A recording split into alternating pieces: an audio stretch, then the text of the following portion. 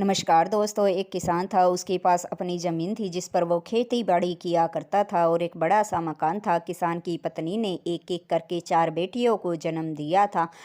5वीं बार किसान की बेटी गर्भ से थी कि पहले के ज़माने में बेटे बेटियों में फ़र्क किया जाता था। किसान ने सोचा कि उसके जाने के बाद तो उसका वंश ही ख़त्म हो जाएगा।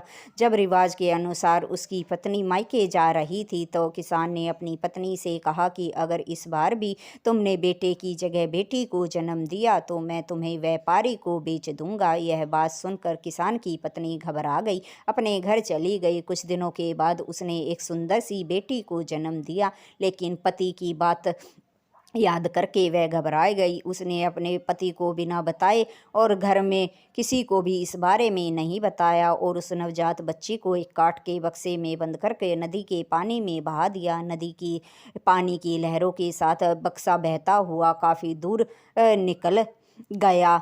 वहाँ पर नदी के किनारे एक घाट पर धोबिन कपड़े धो रही थी। उसकी नज़र बक्से पर पड़ी तो उसने बक्से को बाहर निकाला और उसे खोल कर देखा तो उसमें नवजात बच्ची थी। धोबन सोचने लगी कि कौन निर्दयी माँ थी जिसने इस इतनी नवजात बच्ची को नदी में बहा दिया। वह सोच ही रही थी कि इतनी देर में एक बड़ी सी मादा चील उड़ती हुई वहाँ आई और बच्ची को अपने पंजों में दबोचकर मीलों दूर उड़कर अपने घोंसले पर ले जाकर रख दिया। और जैसे ही उसे खाने लगी तो चील के दिल में ममता जाग गई, क्योंकि मादा चील बांझ थी। उसने बच्ची को देखा तो सोचने लगी क्यों ना वह इस नवजात बच्ची को अपनी बेटी बना ले और इसकी माँ बनकर इसका लालन पालन करे। यह सोचकर उसने निर्णय किया कि वह इस बच्ची को अपनी बेटी की तरह पालेगी। उस दिन के बाद से चील ने उसे अपनी बेटी मान लिया और उसका भरण पोषण करने लगी। जहाँ भी चील को खाने की चीज़ें दिखती वह उठाकर अपनी बच्ची के लिए ले आती और उसे खिलाती। धीरे धीरे समय बीतने लगा। अब जो चील की बेटी थी वो पेड़ पर ही बड़ी होने लगी। चील उसके लिए सारा सामान ले आती थी। जब वह जवान हो गई तो चील उसके लिए साजो श्रृंगार का सामान, कंघी, शीशा, तेल जहाँ भी दिखता उठा लाती।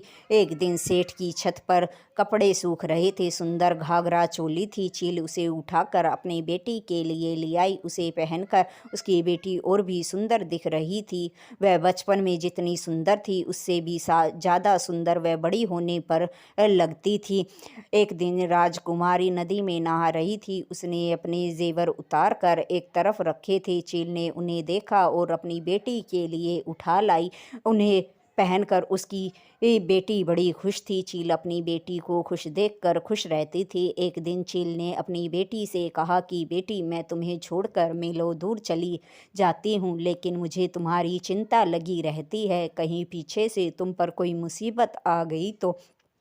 तब चील ने अपनी बेटी से कहा कि बेटी, मैं तुम्हें एक गाना बताती हूँ। अगर तुम पर कोई मुसीबत पीछे से आ जाए तो ये गाना गाना, मैं तुरंत तुम्हारे पास चली आऊँगी। चील ने कहा कि पीपल के पत्ते कुरमुराए, बेटी पर मुसीबत आई, चील माँ आ जा, ये गाना तुम गाओगी तो मैं तुरंत तुम्हारे पास चली आऊँगी। फिर कुछ दिनों के बाद जब चील उड़कर मीलों दूर चली गई थी, वहाँ पर घोड़े पर सवार एक राजा पीपल के पेड़ के पास से गुजर रहा था। तब उसकी नज़र पेड़ की डाल पर बैठी उस खूबसूरत लड़की पर पड़ी जो चील की बेटी थी। वह सोचने लगा कि इतनी सुंदर लड़की पेड़ की डाल पर क्या कर रही है। क्या ये पीपल के पेड़ पर कोई भूत पिशाचनी बैठी है या फिर कोई इंसान की बेटी है। अगर इंसान की बेटी है तो पेड़ की डाल पर क्यों बैठी है, नीचे क्यों नहीं है।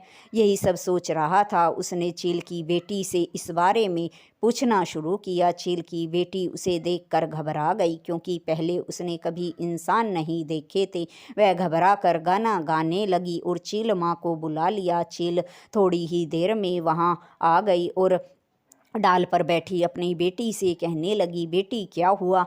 तब उसकी बेटी ने नीचे की तरफ इशारा किया तो चील ने नीचे देखा तो घोड़े पर सवार एक सुंदर युवक था। चील उड़कर नीचे आ गई। उसने कहा कि तुम कौन हो और क्या चाहते हो? तभी एक घोड़े पर सवार युवक ने बताया कि मैं पास के राज्य का राजा हूँ, यहाँ से जा रहा था, इस सुंदर लड़की पर मेरी नज़र पड़ी तो इसे देखकर रुक गया। मैं समझ नहीं पा रहा हूँ क्या ये कोई भूत पिशाचनी है या फिर इंसान की बेटी है। तभी चील ने राजा को अपनी बेटी की बारे में सारी कहानी कह सुनाई। राजा यह जानकर चील से कहने लगा, अगर तुम चाहो तो मैं तुम्हारी बेटी को अपनी रानी बनाकर अपने महल ले जाना चाहता हूँ। चील से राजा ने कहा कि पहले ही मेरी 7 रानियाँ हैं, अगर तुम चाहोगी तो मैं तुम्हारी बेटी को रानी बनाकर रखूँगा।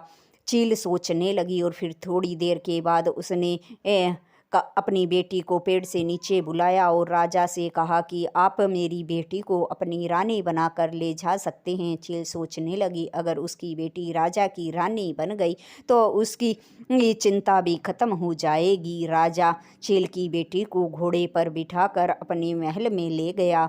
वहां जाकर उसने अपनी 7 रानियों को बुलाया और कहा कि ये मेरी सबसे छोटी पत्नी चील की बेटी है, तुम इसका ख्याल रखना।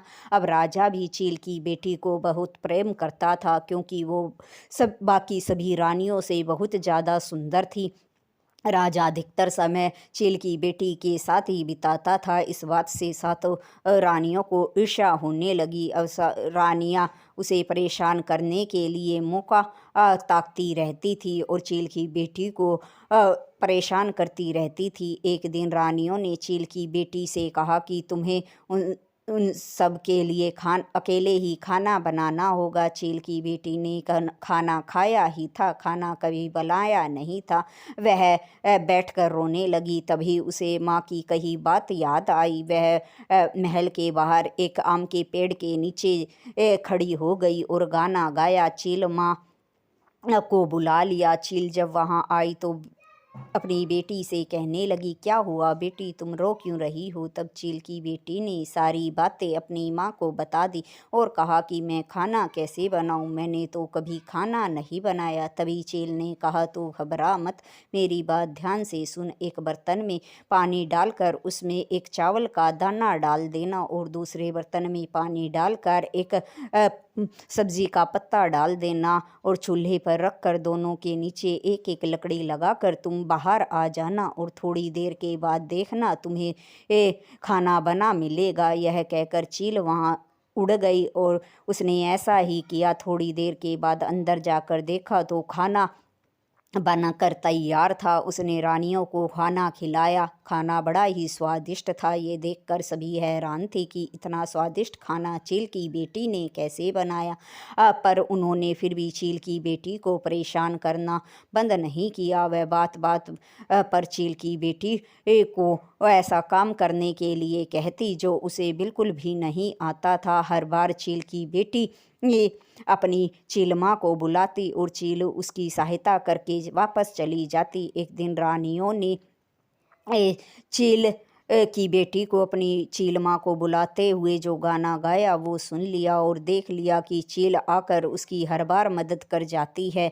तब रानियों ने कहा कि किस्सा ही ख़त्म कर देते हैं। उन्होंने एक दिन मौका देखकर पेड़ के नीचे जाकर वही गाना गाया। गाना सुनकर चील वहाँ आई। तभी रानियों ने मौका देखकर डंडे मार मार कर चील को लहूलुहान कर दिया। चील वहीं मर गई और रानियों ने फिर उसे गड्ढा खोद कर दाब दिया। इस बारे में किसी को कुछ पता नहीं चला। फिर एक दिन राजा अपनी 7 रानियों से कहने लगा कि मैं दूसरे राज्य के राजा से मिलने जा रहा हूँ। वापसी में तुम्हारे लिए बहुत सारा अच्छा अच्छा गहने कपड़े लेकर आऊँगा, पर मेरे जाने के बाद तुम मेरी छोटी रानी चील की बेटी का ख्याल रखना। 7 रानियों ने कहा, ठीक है, आप बेफिक्र होकर जाइए, हम इसका अपनी छोटी बहन की तरह ख्याल रखेंगे। राजा बेफिक्र होकर नदी के रास्ते दूसरे राज्य के राजा से मिलने के लिए चला गया।